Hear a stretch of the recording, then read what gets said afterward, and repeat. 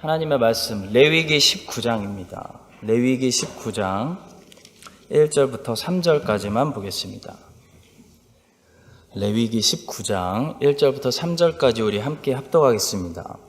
여호와께서 모세에게 말씀하여 이르시되 너는 이스라엘 자손의 온 회중에게 말하여 이르라.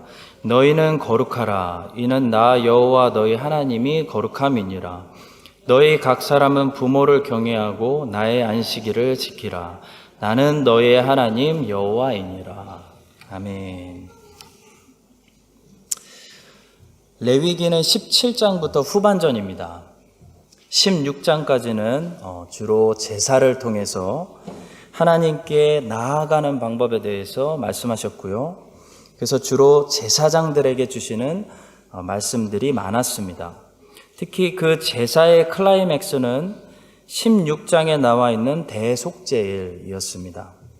그런데 레위기 17장부터는 이제 제사장들 뿐만 아니라 이스라엘 백성들 모두에게 말씀하고 계십니다. 왜냐하면 후반전의 내용은 하나님께 제사를 통해 나아가는 것이 아니라 이미 시작된 하나님과의 교제를 지속적으로 우리의 삶 전체에서 유지하는 데 있기 때문입니다. 따라서 전반전의 내용이 주로 제사를 드리는 장소에서 어떻게 지켜야 되는 그런 규례들이었다면 이 후반전에 말씀하시는 내용은 삶 구석구석에서 우리가 어디를 가든지 삶 전체에서 지켜야 하는 규례들에 관한 것입니다. 삶 전체에서 거룩하게 살아야 하는 이 하나님의 백성들은 제일 먼저 우상 숭배부터 멀리해야 했습니다. 그리고 다른 사람들의 생명을 소중히 여기며 피를 먹지 말라라는 규례를 통해 다른 사람들의 생명을 존중하며 살인하지 말아야 했습니다. 그것이 17장의 내용이었습니다. 그리고 지난주에 살펴본 18장에서는 간음하지 말고 성적으로 깨끗하게 살라고 말씀하셨습니다. 그러니까 10계명하고 굉장히 비슷하게 지금 말씀이 나가고 있는 겁니다. 우상 숭배하지 말아라, 살인하지 말아라, 간음하지 말아라. 이런 말씀들입니다. 이제 오늘은 그 다음 이야기인데요. 이 19장은 이스라엘 백성들이 거룩하게 살기 위해서 지켜야 할 여러 가지 다양한 규례들에 대해서 말씀하고 있습니다. 너무나 다양하고 많은 규례들을 주시고 있기 때문에 하나하나 다 다를 수는 없고요. 제가 판단할 때 이 장에서 말씀하고 있는 이 핵심 내용이 무엇인지 잘 정리해서 오늘 세 가지만 나누도록 하겠습니다. 자, 첫 번째로 오늘 본문을 통해서 우리는 하나님의 말씀을, 이런 말씀들을 우리가 지키려면 먼저 하나님을 알아야 된다는 사실을 다시 배우게 됩니다. 레위기 19장에서 제일 많이 반복되는 말이 있는데요. 바로 나는 여호와니라. 나는 여호와다 라는 말씀입니다. 3절, 4절, 10절, 12절, 16절, 25절, 31절, 32절 그리고 37절에서 하나님께서는 계속 반복해서 나는 여호와다, 내가 여호와다 라고 말씀하고 있습니다. 이게 무슨 뜻일까요? 하나님을 바라보라 라는 것입니다. 하나님을 알면 하나님 말씀을 지킬 수 있게 된다는 것입니다. 하나님의 말씀을 지킬 수 있는 힘이 우리의 노력에서 나오는 것이 아니라 하나님이 누구라는 사실 속에서 나온다는 것입니다. 기독교는 그래서 종교가 아닙니다. 왜냐하면 기독교는 세상 모든 종교들과 완전히 반대의 다른 메시지를 주고 있기 때문입니다. 세상의 모든 종교들은요, 어떤 의식이나 규례를 만들어 놓고 룰을 만들어 놓고 인간에게 그것을 지키라고 요구합니다. 그리고 지키면 어떤 무언가를 약속합니다. 물론 그 약속은 거짓말입니다. 다 지켜도 종교는 절대로 약속한 것을 주지도 않고 줄 수 있는 능력도 없습니다. 그러나 기독교는 절대로 어떤 의식과 규례를 만들어 놓고 인간에게 인간의 능력으로 그것을 지키라고 말씀하지 않습니다. 왜냐하면 기독교는 인간이 전적으로 부패했기 때문에 그것을 지킬 수 없다고 말하고 있기 때문입니다. 따라서 기독교는 다른 방법으로 그것을 지켜야 한다고 가르쳐 줍니다. 그 다른 방법이 무엇입니까?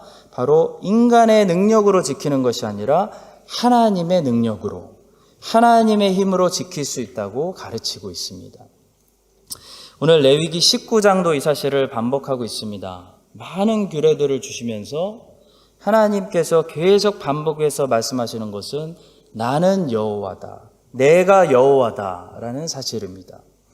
곧 여호와로 말미암지 않고서는 이 규례들을 망가지고 부패한 인간이 하나도 지킬 수 없다는 것입니다. 이 규례들을 지킬 수 없기 때문에 메시아를 의지하는 것, 그것이 복음이고 율법을 주신 목적이라고 성경은 말하고 있습니다. 따라서 레위기 19장은 이런 말씀으로 시작합니다. 2절입니다. 너는 이스라엘 자손의 온 회중에게 말하여 이르라. 너희는 거룩하라. 이는 나 여호와 너희 하나님이 거룩함이니라. 이스라엘 백성들이 거룩해질 수 있는 비결은 그들의 하나님이 거룩하신 분이기 때문입니다. 거룩하신 하나님을 알고 그 하나님을 사귀고 그 하나님과 교제할 때 그분의 거룩하심으로 말미암아 이스라엘도 거룩한 백성들이 된다는 것입니다. 그래서 베드로 사도는 이 2절 말씀을 인용했습니다. 베드로전서 1장 15절과 16절에서 이렇게 말합니다. 오직 너희를 부르신 거룩한 이처럼 너희도 모든 행실에 거룩한 자가 되라. 기록되었을 때 내가 거룩하니 너희도 거룩할지어다 하셨느니라. 성도 여러분, 하나님이 주신 말씀들을 지키려면 하나님과 교제해야 됩니다. 하나님을 알고 그분을 바라보며 그분과 지속적으로 함께 동행할 때 성령님의 힘으로 말미암아 하나님의 말씀들을 마침내 지킬 수 있는 능력이 우리에게 생기는 것입니다. 이것을 다른 말로 열매라고 하죠. 주님 안에 거하면 주님의 능력 때문에 열매를 생성시키는 주님의 뿜어내는 능력 때문에 우리의 삶에 주님이 만드시는 결과가 만들어진다는 것입니다. 따라서 오늘 우리가 레위기 19장에 나와 있는 여러 가지 수많은 규례들을 보기 전에 우리는 마땅히 곳곳에서 큰 소리로 나는 여호와다, 내가 여호와다 라고 말씀하시는 하나님께 먼저 초점을 맞춰야 되는 줄로 믿습니다. 세상의 법들은 그것을 잘 지키려고 많이 노력하는 사람들이 많이 지킬 수 있습니다. 그러나 하나님의 법은 그것을 잘 지키려고 많이 노력하는 사람이 아니라 하나님을 많이 바라보는 사람들이 지킬 수 있습니다. 하나님의 법은 오히려 그것을 잘 지키려고 노력하는 사람일수록 더 못 지키게 됩니다.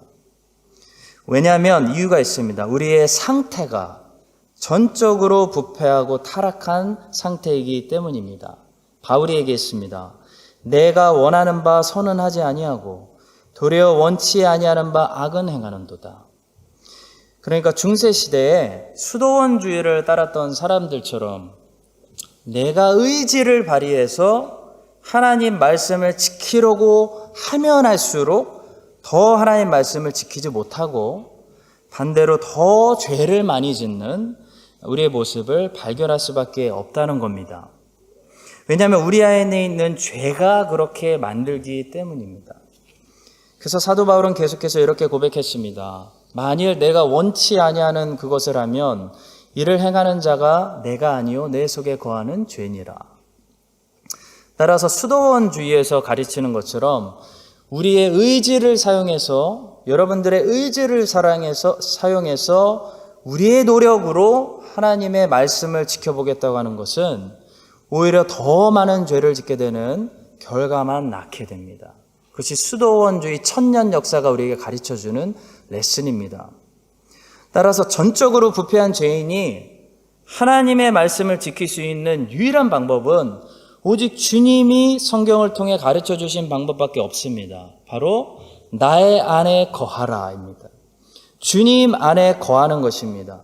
주님과 연합해버리고 주님 안에 숨어버리고 주님만 바라보며 주님과 사귀며 주님과 교제하며 주님을 묵상하면 나라는 존재를 잊어버릴 정도로 생각나지 않을 정도로 주님에게 빠져 있으면 주님께서 성령의 능력으로 하나님 말씀을 순종할 수 있는 능력이 되어 주신다는 것입니다. 그래서 우리는 성령의 열매를 성령의 열매라고 부르는 것입니다. 성령님이 만드시는 열매이기 때문입니다. 성도 여러분, 하나님의 말씀을 여러분들의 의지와 노력으로 지키려고 하지 마십시오. 실패할 뿐입니다. 못 지킵니다. 도리어 더 많은 죄만 짓게 되어 있습니다. 하나님의 모든 규례들과 말씀을 지키려면 예수님을 온 마음 다해 알고 예수님을 사랑하시기 바랍니다. 그분과 교제하고 그분과 사귀고 그분에게 빠져버리시기 바랍니다. 그분에게 반하면 됩니다. 그러면 주님께서 우리에게 힘주셔서 주님의 모든 규례들을 넘치도록 지킬 수 있게 만들어 주십니다. 내가 거룩하니 너희도 거룩할지어다 라는 말씀처럼 이 하나님의 거룩하심이 주의 백성들을 거룩하게 만들어 주시기를 주님의 이름으로 축복합니다. 자, 두 번째로 오늘 레위기 19장 통해 묵상하게 되는 것은 기본부터 잘해야 된다는 것입니다. 운동도 그렇고 음악도 그렇고 공부도 그렇고 기본이 중요합니다. 드리블을 못하면 농구를 잘할 수 없습니다. 음표도 읽지 못하면 작곡을 할 수 없습니다. 더하기와 빼기에 자꾸 실수하는 사람은 공부를 잘할 수 없습니다. 그런데 거룩한 생활도 마찬가지입니다. 거룩한 생활도 기본부터 잘해야 삶 전체를 거룩하게 바꿔나갈 수 있습니다. 그렇다면 하나님이 생각하시는 거룩한 삶의 기본은 뭘까요? 3절에서 하나님께서는 두 가지를 거룩의 시작으로 말씀하고 계십니다. 바로 부모님을 경외하는 것과 안식일을 지키는 것입니다. 3절의 말씀입니다. 너희 각 사람은 부모를 경외하고 나의 안식일을 지키라. 나는 너희 하나님 여호와이니라. 자, 이것이 거룩의 시작이고 기본입니다. 이 기본부터 잘해야 된다는 겁니다. 성도 여러분, 기본이라는 것은 무엇입니까? 생각하고 하는 것은 기본이 아닙니다. 기본, 기초라는 것은 더 이상 생각하지 않아도 몸에 배어 있어서 쉽게 나오는 것을 우리는 기본, 기초, 기본이 됐다라고 부릅니다. 더하기 빼기를 하는데 여전히 생각을 해야 된다. 그 사람은 수학에 기본이 없는 거죠. 누구에게 인사를 하는 것이, 어른이 지나가시는데 인사를 하는 것이 노력을 해야 된다. 그 사람은 기본이 안 된 겁니다. 농구 선수들은 공을 드리블할 때 생각하지 않습니다. 그냥 몸에 배어 있습니다. 마찬가지로 부모님 경외하는 것, 안식일 준수는 거룩한 삶을 살기 원하는 하나님의 자녀에게는 생각할 필요조차도 없는 몸에 배어있는 기본이 되어야 된다는 겁니다. 구약에서는 안식일을 지켰지만 신약에서는 우리가 주일 성수를 합니다. 여전히 주일 성수하는 것이 나에게 고민이 되고 챌린지로 느껴진다면 나는 아직도 기본을 다지고 있는 신앙인인 거죠. 아직도 부모님을 사랑하고 부모님 말씀에 순종하는 것이 어렵게 느껴지는 자녀들은 이제 막 인간관계를 배우기 시작하는 시작 단계에 있는 어린 자녀들에 불과한 것입니다. 그래서 어린 자녀들은 부모님의 말씀 순종하는 것을 사춘기를 통해서 배워야죠. 하나님께서는 거룩해지는 이 규례들을 말씀하시면서 제일 먼저 내 부모를 경외하고 안식일을 지키라 말씀하십니다. 부모님부터 사랑해야 형제들을 사랑할 수 있고 이웃들을 사랑할 수 있고 원수까지 사랑할 수 있습니다. 안식일을 거룩히 지키며 예배부터 잘 드려야 누구에게 말씀을 가르쳐 줄 수 있고 복음을 전하는 전도자가 되고 헌신할 수 있는 봉사자가 될 수 있습니다. 부모님을 사랑하지 못하는 사람은 형제들과 이웃들과 원수들을 사랑할 수 없습니다. 이 야곱의 아들들은 오랜 시간 동안 부모를 사랑하지 못했습니다. 야곱의 아들들은 아버지 야곱을 오랜 시간 동안 미워했던 것 같습니다. 상처가 많았으니까요. 이렇게 부모를 사랑하지 못하는 그들은 너무나 쉽게 어떤 행동을 했습니까? 너무나 쉽게 형제를 죽이자고 하고 애굽에 팔아넘겼습니다. 세겜 사람들을 물론 잘못했지만 긍휼히 여기지 않고 너무나 쉽게 살인해버리는 이 잔인한 사람들의 모습이었습니다. 여러분, 부모에게 사랑을 받지 못하거나 부모에게 상처가 있어서 부모님조차도 증오하고 사랑하지 못하는 사람들의 특징이 무엇인지 아십니까? 너무나 쉽게 다른 사람들을 해칠 수 있다는 겁니다. 다른 사람들에게 큰 고통 주는 것을 어려워하지 않는다는 겁니다. 반면에 부모님께 사랑을 많이 받고 부모님을 사랑하며 부모와 관계가 좋은 자녀들에게 두드러지는 특징이 있는데요. 그게 무엇입니까? 자기에게 잘못한 사람들을 쉽게 용서할 수 있는 용서의 능력이 그들 안에 있다는 겁니다. 부모님과 관계가 좋은 애들은요, 마음에 여유가 있습니다. 그래서 용서를 잘합니다. 요셉은 하나님 아버지의 사랑과 아버지 야곱의 사랑을 많이 받고 살았습니다. 그래서 요셉에게는 어떤 능력이 있었죠? 용서할 수 있는 능력이 있었습니다. 보디발도 용서하고 술 맡은 관원장도 용서하고 형들도 용서할 수 있는 능력이 있었습니다. 성도 여러분, 부모와 관계가 좋은 사람은 형제들하고도 관계가 좋고 이웃들하고도 관계가 좋고 자신에게 해를 끼친 원수들까지도 용서할 수 있습니다. 자, 왜 그럴까요? 모든 인간관계의 시작이 부모와의 관계부터 시작되기 때문입니다. 부모와의 관계가 모든 인간관계의 기본이 됩니다. 그래서 십계명의 후반전은 내 부모부터 공경하라고 말씀하면서 시작합니다. 부모부터 공경하는 사람이 돼야 형제를 살인하지 않고 자매를 간음하지 않게 됩니다. 부모를 공경하지 않는 사람, 부모를 증오하고 부모에게 불순종하는 사람은 쉽게 형제를 살인할 수 있고 쉽게 자매를 간음하게 될 수 있다는 겁니다. 그래서 십계명의 후반전, 곧 모든 인간과의 관계를 다루고 있는 계명은 내 부모를 공경하라. 말씀, 그 기초 위에 시작합니다. 예수님께서도 부모에게 순종하셨고 십자가에서 7마디를 남기셨는데요. 그것을 가상칠언이라고 부릅니다. 그 중에 세 번째 말씀이 무엇이었습니까? 사랑하는 제자를 보시면서 내 어머니다. 내가 이제부터 모셔야 한다라는 말씀이었습니다. 우리 주님은 십자가에서 돌아가시는 그 순간에도 어머니 마리아를 생각하시는 그런 본이 되는 모습을 우리에게 보여주셨습니다.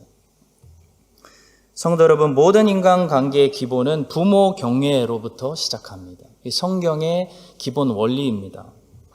또 모든 영적인 신앙생활의 기본은 안식일 지키는 것, 오늘 말로 주일 성수와 예배로부터 시작합니다. 예배 드리는 것이 기본이 되지 않은 사람은 아무것도 할 수 없습니다. 주일 예배를 하나님께 성공적으로 드리지 못하는 사람이 주일학교에서 아이들을 가르칠 수 없고 선교제에 가는 것은 불가능합니다. 주님은 주일 성수를 우리에게 최소라고 말씀하시고 기본이라고 말씀하십니다. 그것을 대단한 것으로 말씀하고 계시지 않습니다. 오늘 하나님께서는 우리들에게 기본이 튼튼해야 그 이상의 다른 많은 말씀들도 지킬 수 있다고 가르쳐 주십니다. 여러분과 저의 기본이 더 튼튼해져서 하나님의 말씀을 더 많이 지키며 기본 이상의 거룩한 삶을 살아갈 수 있게 되기를 주님의 이름으로 축복합니다. 자, 마지막 세 번째로 이제 본격적으로 시작하는 모든 본문은 결국 이웃을 사랑하라는 말씀입니다. 5절부터 시작하는 본문은 이웃을 사랑하라고 말씀하면서 우리의 이웃이 누구인지를 조목조목 가르쳐주고 있습니다. 하나님의 거룩한 백성으로 우리가 산다는 것은 결국은 세상 사람들이 사랑하지 못하는 놀라운 사랑을 세상에 보여줌으로써 사랑이신 하나님을 세상에 드러낸다는 것입니다. 자, 주님은 본문에서 우리의 이웃이 누구인지, 우리가 사랑해야 되고 우리가 사랑의 대상에 반드시 놓치면 안 되는 사람들이 누구인지를 말씀해 주고 있습니다. 저는 모두 4부류로 정리해 보았는데요. 보시면서 혹시 내가 외면하고 있는 어떤 부류의 사람들이 있다면 이 사람들도 내가 사랑해야 되는 나의 이웃이구나 라는 사실을 오늘 말씀을 통해서 다시 한번 깨닫게 되는 그런 깨달음이 우리 모두에게 있게 되기를 바랍니다. 먼저 첫 번째로 우리의 이웃은 가난한 사람들입니다. 자, 9절과 10절은 가난한 사람들을 배려해야 되며 그들을 배려할 수 있는 구체적인 그 당시 방법까지 가르쳐주고 있습니다. 9절과 10절 제가 한번 읽어보겠습니다. 너희가 너희의 땅에서 곡식을 거둘 때, 자, 가난한 자들 도와주는 방법입니다. 곡식을 거둘 때 너는 밭 모퉁이까지 다 거두지 말고 내 떨어진 이삭도 줍지 말며, 그러니까 떨어뜨렸으면 다시 줍지 말라는 겁니다. 놔두라는 겁니다. 내 포도원의 열매를 다 따지 말며 내 포도원에 떨어진 열매도 줍지 말고 가난한 사람과 거류민을 위하여 버려두라. 나는 너희의 하나님 여호와이니라. 아시겠죠? 가난한 사람들을 위해서 싹쓸이 해가지 말고 열매를 메뚜기처럼 다 따버리지 말고 어느 정도 남겨두라는 겁니다. 따다가 미끄러져서 놓쳤으면 놔두라는 겁니다. 자, 보아스와 룻의 이야기가 생각나게 하는 말씀이죠. 자, 보아스는 어떤 사람이었습니까? 보아스는 가난한 사람들에게 정말 하나님이 원하시는, 하나님이 기뻐하시는 마음을 품고 있었던 멋진 사람이었습니다. 자, 룻기를 자세히 읽어보시면 보아스는 종들에게 아주 특별한 명령을 내립니다. 이 하나님의 율법대로 룻이 이삭을 주울 수 있게 이삭을 싹 쓸어 가지 말고 어느 정도 남겨둬라 라고만 한 것이 아닙니다. 더 나아가서 보아스는 뭐라고 그랬냐면 너희들이 지금 다 걷어둔 그 단을 다시 풀어서 룻 앞에 흘려놓으라고까지 명령합니다. 그러니까 보아스의 행동은요, 하나님의 율법을 그냥 어기지 않는 행동이 아니었습니다. 보아스의 행동은 율법을 다 이루는 사랑의 행동이었습니다. 성도 여러분, 바리새인들의 문제가 뭐였냐면 하나님의 율법을 어기지 않는 것을 목표로 삼았습니다. 그들은 율법을 읽으면서 어떻게 딱 저것까지만 지킬까 생각했다는 겁니다. 근데 예수님은 뭐라고 말씀하셨죠? 누가 너에게 오리를 같이 가자고 하면 딱 오리까지만 가지 말고 심리까지 가져야 된다. 누가 너에게 겉옷을 달라고 하면 딱 겉옷만 주지 말고 속옷까지 줘라 라고 말씀하셨습니다. 무슨 말씀입니까? 마음에 긍휼히 여기는 마음, 사랑의 마음을 가지라는 겁니다. 바리새인들은 하나님을 사랑하는 마음이 결정적으로 없었습니다. 바리새인들은 가난한 사람들이나 이웃들을 사랑하려는 마음이 없었습니다. 그러니까 율법을 보면서 율법이 요구하는 딱 거기까지만 지키려고 했고 자신들이 그것을 지킨다고 생각했습니다. 그래서 율법을 기쁨으로 지키는 것보다 율법을 어기지 않는 것을 중요하게 생각했습니다. 자, 그런데 보아스는요, 보시면 오늘 이 율법이 요구하는 거 그냥 놔둬라, 줍지 말아라, 떨어뜨려라, 그 이상을 룻에게 해주고 있습니다. 율법은 너무 밑에까지 자르지 말고 좀 위에 잘라서 밑에 이삭 남겨달라, 이거였는데요. 보아스는 어떻게 했습니까? 종들에게 명령합니다. 일부러 종들이 이미 거두어들였던 곡식 다발에서 아예 곡식을 어느 정도 풀어서 룻이 주울 수 있도록 룻이 걸어가는 길 앞에 일부러 떨어뜨려 놓아라라고 말씀합니다. 룻기 2장 15절과 16절입니다. 룻이 이삭을 주우러 일어날 때에 보아스가 자기 소년들에게 명령하여 이르되 그에게 곡식 단 사이에서 줍게 하고 책망하지 말며 또 그를 위하여 곡식 다발에서 조금씩 뽑아버려서 그에게 줍게 하고 꾸짖지 말라. 그리고 룻에게 어떻게 합니까? 런치에 초대합니다. 자기 옆에 함께 합니다. 맛있는 것을 많이 줍니다. 갈 때 테이크어웨이도 가져가라고 합니다. 성도 여러분, 이것이 우리가 가난한 이웃들을 사랑할 때 가져야 되는 하나님이 원하시는 마음입니다. 우리 안에 가난한 사람들을 정말 긍휼히 여기는 마음이 하나님 보시기에 중요하다는 겁니다.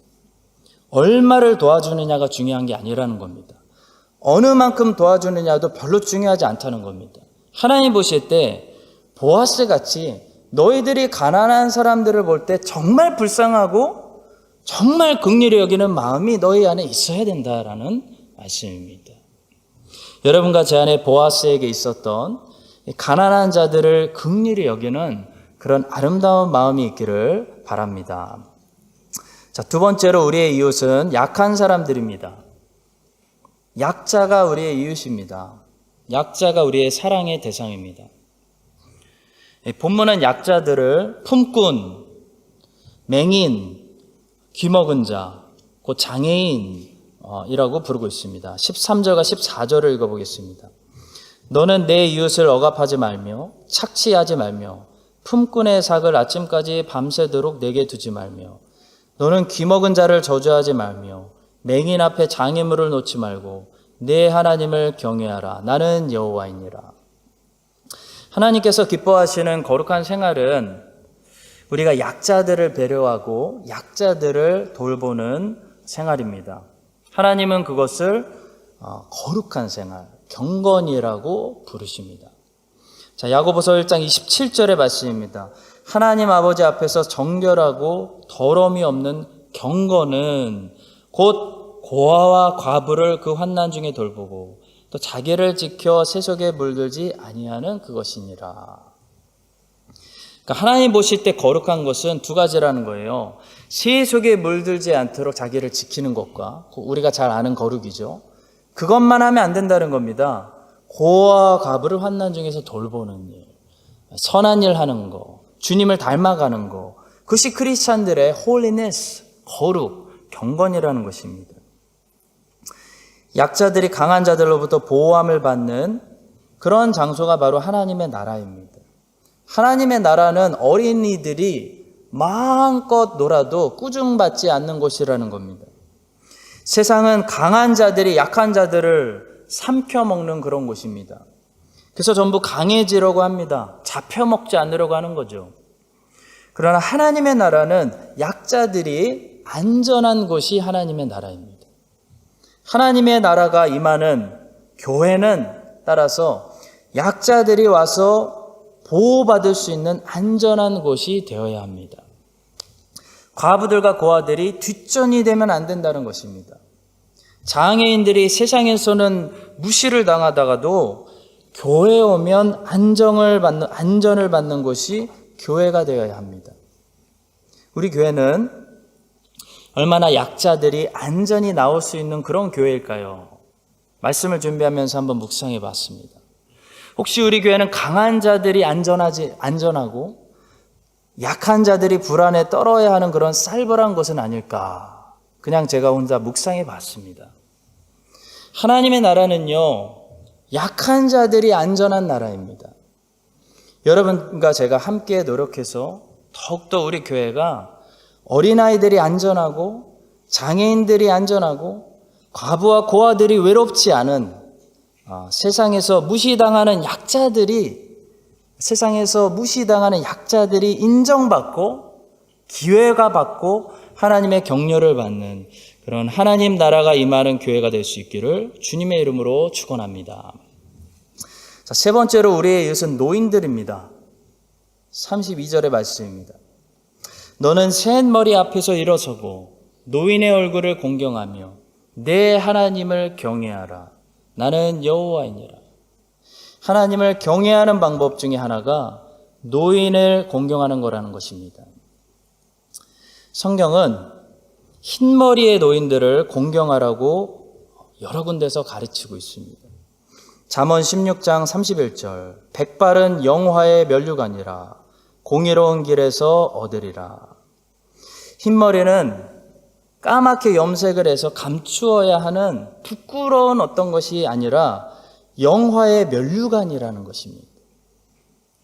흰머리가 생긴다는 것은 그만큼 긴 세월 동안 인생을 버티고 싸웠다는 증거입니다.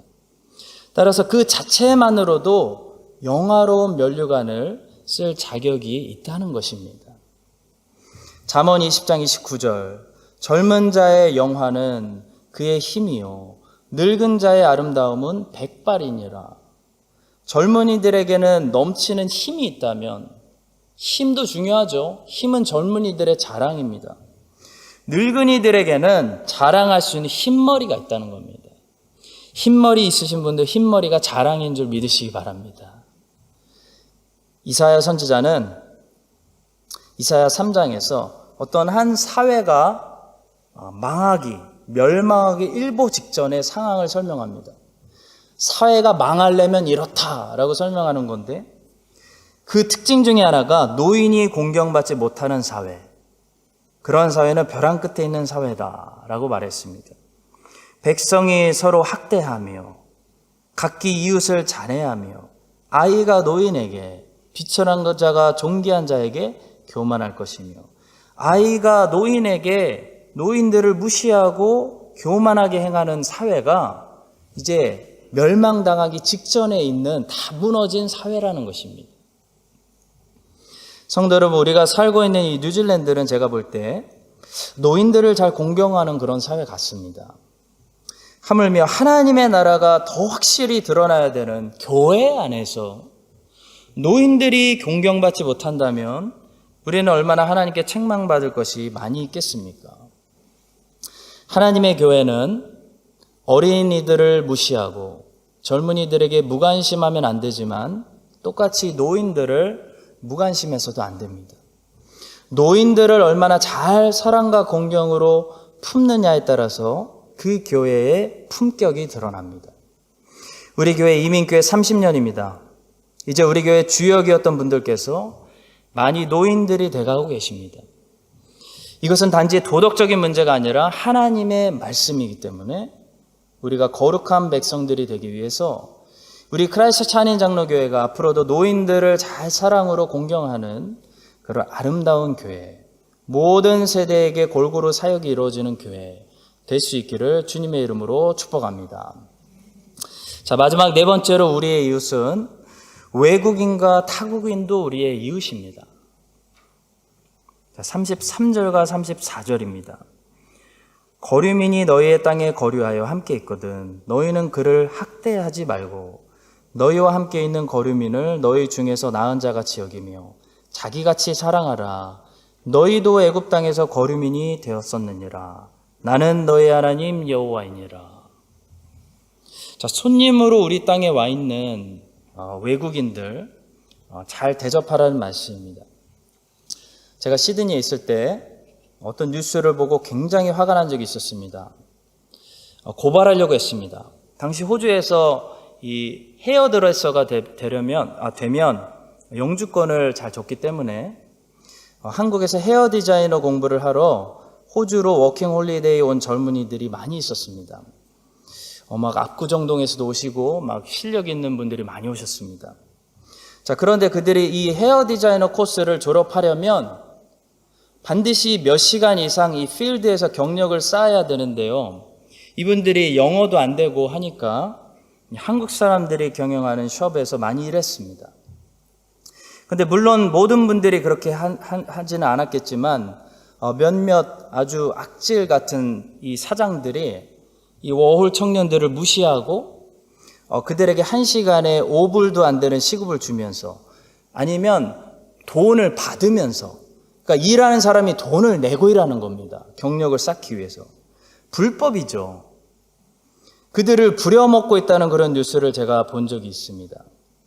더욱이 화가 나는 것은 그런 숍을 경영하는 분들이 교회 다니는 이민자분들이었다는 것입니다. 교회 다니는 분들이 불법으로 시급을 제대로 주지 않을 뿐더러 자기도 한때는 타국인이었으면서 이 타국인들을 영주권 없다고 무시하는 거죠. 타국인들을 같은 한국 사람들끼리, 더욱이 같은 크리스천들끼리 따뜻하게 배려해주지 못할 망정 부려먹고 있는 그런 안타까운 모습들을 보면서 참 화가 많이 났었습니다. 사랑하는 성도 여러분, 이런 뉴스들이 다시는 들리지 않고 이런 부끄러운 일들이 우리 자녀들 세대에서는 감히 상상할 수도 없는 일들이 될 수 있기를 정말 소망합니다. 주님은 너희가 거류민이 되었던 때를 기억하라고 말씀하고 있습니다. 거류민들을 자기같이 사랑하라고 말씀합니다. 성도 여러분, 우리 교회도 지금 현재 한국에서 오신 지 한 달도 안 되는 분도 계십니다. 딱 한 달 된 분도 계십니다. 외국 분들도 몇 분 계십니다. 앞으로 외국 분들도 우리 교회에 많이 오셔야 되겠습니다. 자, 그런 분들이 우리 교회에 오셔서 한국 사람의 어떤 것을 느끼는 것이 아니라 크리스천 공동체를 느끼고 하나님의 나라를 맛보고, 하나님의 나라는 이런 곳이구나. 거류민들이, 외국인들이, 타국인들이 따뜻하게 웰컴받고 안전하게 무시당하지 않을 수 있는 곳이구나 라는 것을 느끼고, 따뜻하게 품어주시고 그들을 맞아주시는 이 하나님 아버지의 따뜻한 사랑을 느낄 수 있는 그런 좋은 교회로 계속해서 우리 교회가 성장할 수 있도록 있기를 주님의 이름으로 간절히 축원합니다.